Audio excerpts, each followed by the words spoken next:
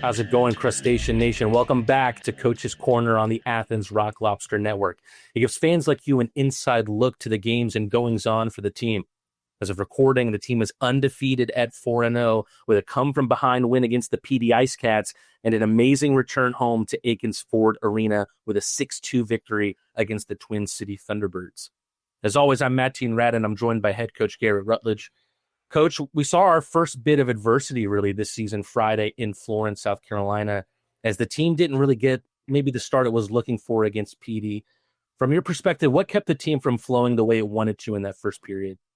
I just think like a long trip in on a bus trip. It's one of our first times kind of coming off the bus and having to play a game. So it was good to see. Obviously, PD's a good hockey team. They've done well putting a good product on the ice there. So obviously the week before we were kind of getting the rust off. And again, we didn't really have a whole lot of competition in Indiana, if I'm being honest. So having to play a real hockey team kind of gets the feel for the boys. But once again, it's credit to the guys coming off the bus. You know, it's a 4-hour trip in from Athens to Florence there. So the boys did well, stuck to the game plan, and we came out with the win. You end up shaking up the lines in the second period. One of those lines has really worked out. We'll talk about that in just a second. But I was wondering, when we see a line mix up like that, is it more of a case of a coach saying, this isn't working and I've got to throw something together to see what does? Or do you have an ironed out plan B if plan A doesn't work? You kind of was a feel for the bench on that kind of thing. I was just sitting there looking at who was going, who's not. You're looking at who's playing, who's kind of a little bit slow. And like I just was sitting there and I was like, I thought Glukharyov-Bandurkin was having a lot of good looks and stuff when who he was playing with. And then Croucher obviously brings that energy pretty much every game. And then Danny Glukharyov, I was just like, kind of wanted a little bit more from him. And then I was like, hey, why don't we put the two Russians together? They love each other and they played minor hockey and they want to play together. So I was like, hey, as a coach, you set your ego aside and you just kind of mix up the juggling match. And then obviously I think we threw Mack up with Neiley and Milan, and first time out they scored a goal. So it was kind of one of those things. Just as a coach, it's like it just worked out by chance. You bring up that line that has been such a major part of the scoring since they've been put together, that second period in PD and Bandurkin-Croucher and Glukharyov. And man, oh man, it just seems like there's so much understanding already built between those three guys. They've been the main production line since that second period. What do you think works about those three together? Well, I think you think of their intangibles all together as hockey players. You got Danny on the wing. He's kind of a shooter, north-south, plays with a lot of pace, got an eye for the net. And then you put Croucher in there that's always got his feet moving. He's willing to take a hit to make a play. He hunts pucks. He's relentless on the forecheck.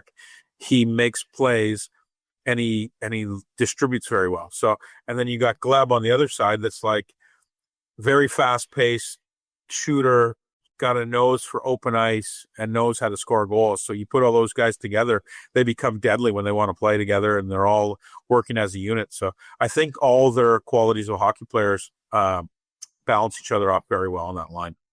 Has it surprised you at all? Because Glukharyov, as you mentioned, has kind of been the trigger man, especially when he was with Milan last season. He's kind of been the playmaker on that line, 5 assists in his first 2 games back. Has that been a surprise at all?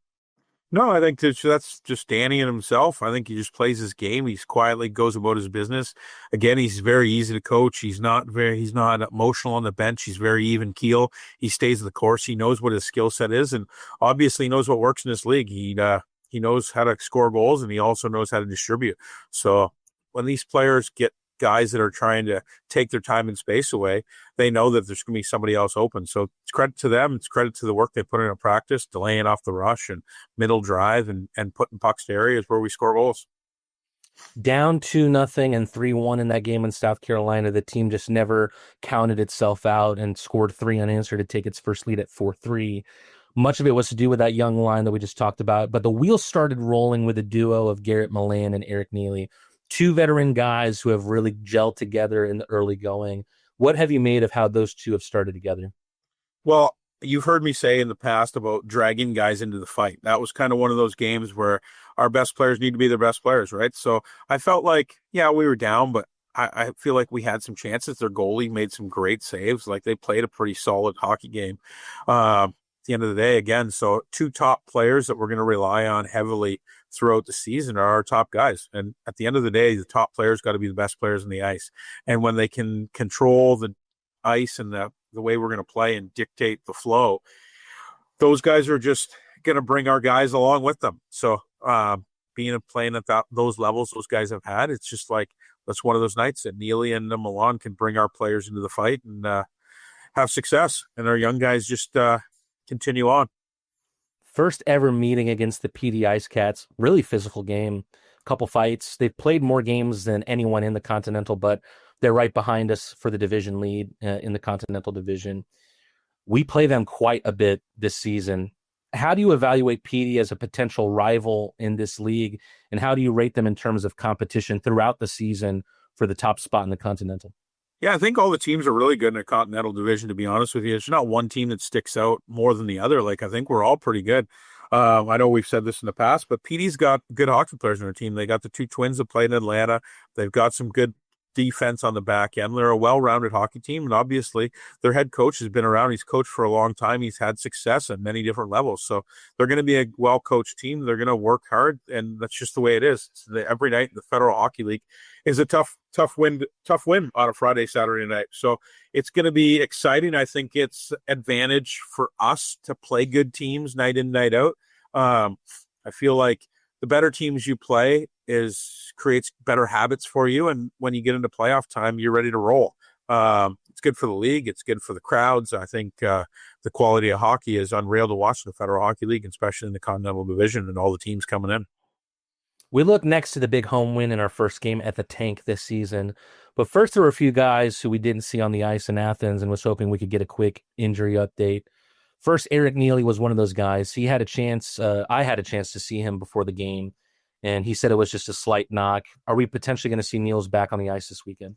Yeah, I would say so. Like, again, I told him the old dog can't have Gordie Howe hat trick away from home. You got to do that stuff at home. But no, it's fun to it's just one of those things, preventative maintenance kind of thing. It's so early on in the seasons where we're looking for down the stretch, and obviously in playoffs, making sure he's healthy and ready to roll here. So it was just it was unfortunate. I know he really wanted to play in front of the home crowd and stuff like that. His kids were here and his wife. So it's nothing to be worried about. Yeah, it'll be good to go here. Picks, Brandon Picard was nursing a slight knee issue from a collision he took in Indiana. How close is he to his return? I would say he's another week or two out. Again, just you got to take care of these injuries early on in the season, or else they're going to linger for you all season, and you can get into one here. So I would rather make sure we're all healthy, make sure we're taking care of our bodies here, instead of rushing guys back immediately when we really don't have to. We got bodies where everything's clicking right now, and everything seems to be fine. So it's one of those things, you got to take care of your injuries early on in the season so that we can have success down the road here. Lastly, Dom Dumas. We saw him on crutches at the player walk on Saturday. Looks like it's probably going to be a longer road for him. How long do we think his recovery might be? Yeah, he's going to be out probably a month for sure. Again, he's just on crutches basically because the doctor just told him basically keep the weight off of it. It's not like he can't walk or anything, but it's the type of injury, whatever cartilage fracture or whatever they're calling it. Sorry if I don't have the medical term for it. It's basically just keeping the weight off it and stuff. So he can walk fine and everything. It's just the doctor recommends keeping the weight off it and having the crutches. So one step at a time, one day to day here. So he's in doing treatment, and obviously June will work his magic on him, and he'll be back in the ice sooner than later. Are there any fresh additions to the injured list after Saturday's game? No, everybody's pretty healthy. It was one of those games, so knock on wood, it was pretty successful for the whole group. That takes us to the game itself on Saturday. First, I just want to get your thoughts on the atmosphere as a whole, from the fans welcoming the team to the arena to the roar coming from inside the tank. What did you make of what was your first competitive game behind the bench at Aiken's Ford Arena?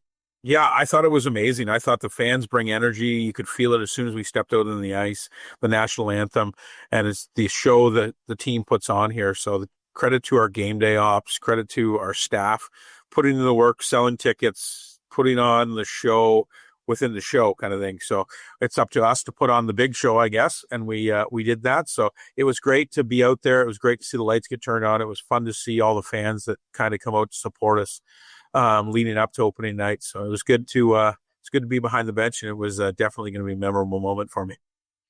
One of the guys I want to talk about who I think performed really well this past weekend, really both weekends on the season thus far, is Jordan Rosenbaum, because I feel like he kind of flies under the radar a bit. If you've ever talked to Bomber, he's so even keel. He's never too up or down. It feels like you see that kind of his personality in that sense on the puck and on the ice as well. How do you think he's transitioned in his first couple pro games?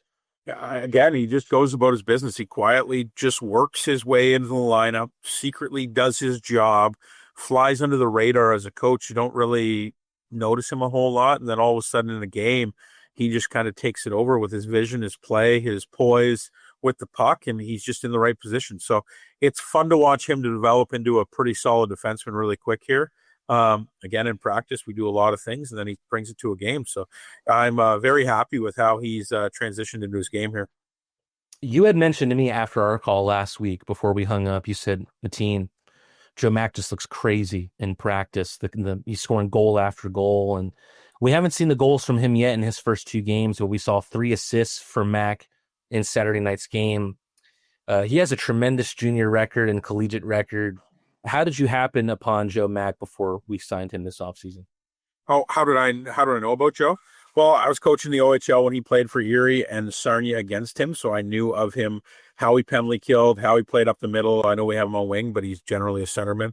And then just doing my homework and stuff. These are guys that you put as a coach into your kind of folder, I guess, of players to watch coming through. And then obviously I knew that he was playing at Lakehead and he graduated, and then he just reached out in the summertime, and obviously it worked out. He knew of me, I knew of him, and a couple players knew him. So again, credit to Athens and having an unreal setup and getting him to come down here and play, and he's having a great time. And it's a pleasure to have him, and it's a big piece for us for sure. I know in the NHL level, you see often a line of 2 veterans and then kind of a young guy who does maybe all the dirty work sometimes on that line.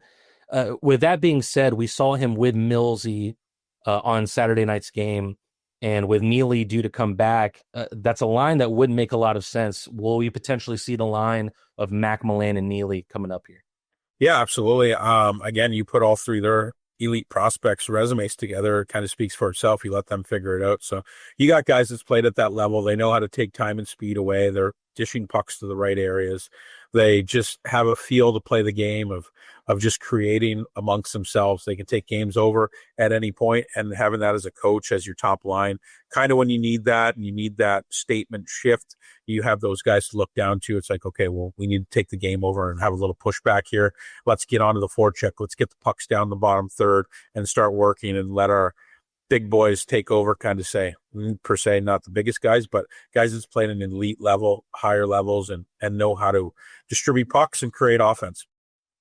The goaltenders have done a good job so far on the year. We haven't let in more than 3 goals in a game so far this season. But perhaps more of note is the number of shots or lack thereof the defense has limited from their competition.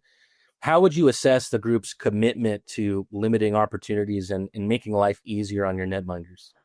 Again, Mateen, it goes back to our practice habits. We have a group here that wants to come to work. They want to get better every single day. So we work on a 5-man unit on the ice. Again, limiting shots and having good goaltending is obviously key, but the 5-piece rotation of what I mean by is our defensemen are standing at the blue line. We have back pressure, guys tracking like savages. We're hunting pucks. So when the forwards are tracking back as hard as they can, it allows our defense to stand up on the blue line and make plays and kill plays as they enter the blue line. So with that being said, even if they get in, our forwards are back. We're into a 5-man piece kind of thing in the defensive zone, and we sort from there. So again, it makes it hard to play against. Guys are blocking shots. Guys are quick to shut down plays. They get guys on the wall pinned up, and then we win puck battles and we get out of our zone and we go back and play offense. So with that being said, it's credit to all of our guys. So it just doesn't start as goaltending defensemen.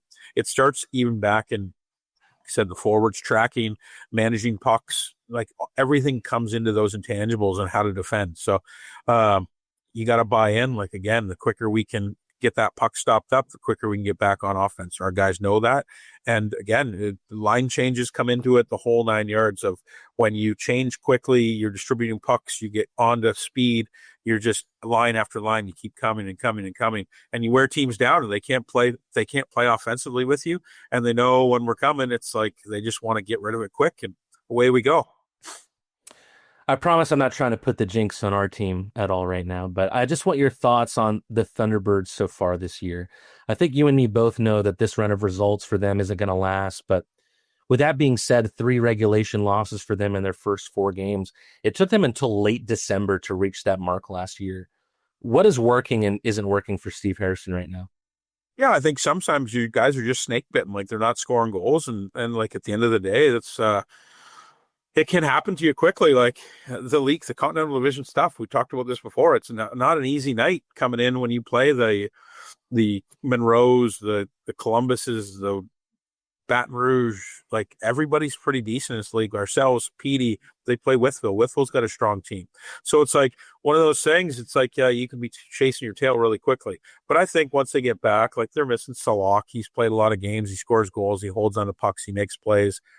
Again, him and Yuri Pastuka, they have great chemistry on the ice, and I think it's just fitting in the right pieces and stuff right now. They got good goaltending. They're going to be fine once they get it all sorted out here. But like I said, it's a grind every once in a while. It can be difficult at the start of the year, but you just got to stay the course. And obviously, Steve's won a lot of games over there throughout his coaching career too. And it's no need to panic. I'd say they're still a good hockey team, and they're still dangerous every time they step on the ice.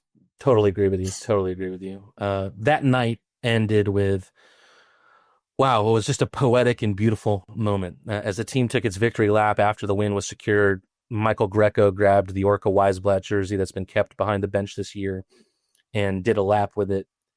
I know you didn't really get a chance to work with Orca, but what did you feel seeing your team rally around a fallen teammate like they have this season? Yeah, if anything, a hockey team can get something behind them and something to play for, and, like just hold yourself accountable to the standard how Orca played the game. And obviously having that jersey on there and doing kind of the moment of silence at the beginning of the game was pretty special. Again, all of our players kind of, I think, handle it in a different way, but I think they also want to hold themselves accountable and be able to play the game of hockey that we do. And obviously the tragic events that happen. So you don't take it for granted. So I think our guys were really detailed. They wanted to win. They wanted to put that jersey on. I think the patch on our jersey on the heart side has went a long ways for them. I think we're going to do a retirement jersey up in November at some point, I think, for Orca. So it was good to see. I think it was something like, again, they have the stall set up in the dressing room and stuff like that. So it's good for our boys to pay tribute to and hold themselves accountable to the standard Orca played the game at. Non-hockey question here, Coach, and I'm going to try and lighten the mood a little bit. Our next game falls on Halloween night. I was curious if you were a fan of horror movies at all, and if you were, which one is your favorite? Oh, that's a good question. I'm a big fan of Halloween. I do like it and stuff. It's a good time. The horror movie, I would say Freddy Krueger probably be the obvious one for me. I think it's just growing up in the 80s and beginning of the 90s. Chucky, I think, is in there too. Like I like Chucky. So yeah, I would go with those two for sure. Would be my picks. Well, hopefully it'll be like a horror. How about you? What's your pick? What's your go-to? Let's throw it back to you. I'll ask you questions. I really like the deep cuts. There's one that is really, really old called The Wicker Man. It's a British horror movie where a guy who is a police officer goes to investigate this pagan cult on a British island because there is supposedly a small girl has been murdered, and it turns out he's the one that gets murdered in the end. So. I also like Beetlejuice too. I don't know if that's really a Halloween, but I think it kind of horror comedy. I think it kind of fits, right? It's spooky, scary. What about Halloween candy? What do you like? What's your go-to? Oh, okay, that's tough because there's candy that you get at like the gas station, like at a Quick Trip, and then I feel like there's candy you get like you associate it with Halloween, like you only get it on Halloween. And when it comes to that kind of stuff, the first thing I always think of is. And it's actually garbage candy, but something about it brings out some nostalgia. is they make like Tootsie Rolls that don't taste like Tootsie Rolls. There's like fruit flavored Tootsie Rolls or something like that. Okay. I only ever had those on Halloween because why would you ever go to a store and buy that garbage? But Yeah, I don't mind. I like the it's like the taffy or the toffee one, where it's like the Halloween wrapper with like it's like orange wrapper. It's like kind of the old school candy feel to it, I guess. that might be a Canadian thing. I don't know. No, it's like an orange wrapper. It's got the Halloween on it, kind of thing. It's like I don't know. I don't even know what it's called, but it's unreal. So When it comes to candy in general, anything Reese's. yeah, I'm not really picking and choosing on things, to be honest with you. I like it all. I'm trying not to eat much candy. I'm down 20 pounds in the last month. So, What's your go-to Halloween costume?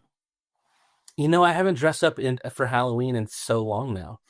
Mine's Roddy Piper, if you want to ask. So it's not a big deal. That is amazing to me. I'm a huge pro wrestling fan, and that's an amazing costume. Piper's Pit. I got the shirt and everything.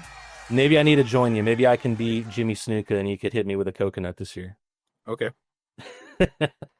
Well, hopefully it's going to be like a horror movie Friday night for the Twin City Thunderbirds. But that does it for us here on Coach's Corner. Friday night, trick, treat, and defeat night at Aiken's Ford Arena. Costumes are encouraged, and kids can enjoy candy stations and spooky activities on the concourse. Between the scares and the sweets, the real goal is to watch the Lobsters defeat the Twin City Thunderbirds and keep the tank rocking all night long. Grab your tickets at rocklobstershockey.com, and we'll see you on the next episode of Coach's Corner.